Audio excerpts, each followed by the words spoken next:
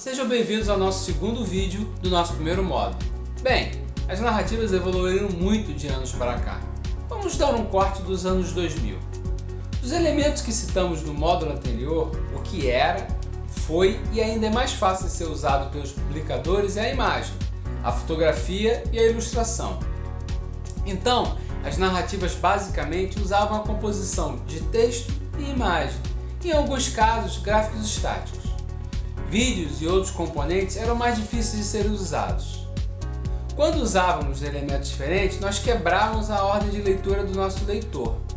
Por exemplo, os gráficos tinham tendência em serem sequenciados, mas com uma leitura horizontal. Quebrávamos por convenção a leitura vertical. Em determinado momento, passamos a organizar um conteúdo de forma mais extensa, que considerávamos de grande importância. Eram os hot sites, ambiente onde o conteúdo era ordenado em um menu, no topo, da esquerda para a direita. Em geral, não havia preocupação com a extensão desse conteúdo, com o consumo do nosso leitor. Considerávamos um ambiente especial, mas era na verdade um grande repositório. Era como se fosse uma caixa, onde guardávamos, lacrávamos o conteúdo e entregávamos ao nosso leitor. O leitor abria e ia consumindo o conteúdo da forma que lhe conveniesse. O leitor acessava como desejava. O problema era a ordem de leitura, muito imprecisa. Esse formato ainda é usado. Não é errado, mas devemos tomar cuidado com a sua extensão.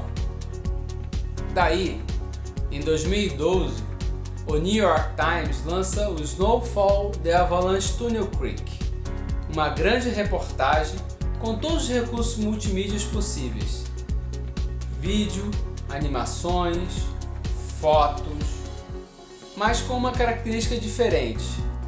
Mesmo sendo indexado por um menu acima, da esquerda para a direita, o conteúdo não foi empilhado, foi ordenado para o leitor, em parte 1, 2, 3 e assim por diante, numa grande reportagem. Parece simples, mas o consumo foi indicado, e o termo Snowfall virou referência de formatos narrativos, virou um long story. Mas as métricas posteriores que mediram o desempenho do trabalho apontaram um problema, que a própria equipe do New York Times identificou. O espetacular conteúdo era longo demais para o consumo. E não sou eu que falo isso, a equipe do Niche concluiu. Mas em 2013 nós temos uma outra mudança, que é fundamental. O número de usuários no celular superou o número dos que usavam desktop. E isso mudou a visualidade. Saímos da predominância de uma tela grande e horizontal para uma tela pequena e vertical. Por isso, de 2014 para os dias de hoje, a tendência das narrativas foi seguirem o movimento do celular, que é do scroll vertical, de passagem de conteúdo. É o que chamamos formato scroll. Passamos, digamos, a ter o conteúdo menos extenso, mais editado. Assim, uma regra básica passou a ser seguida.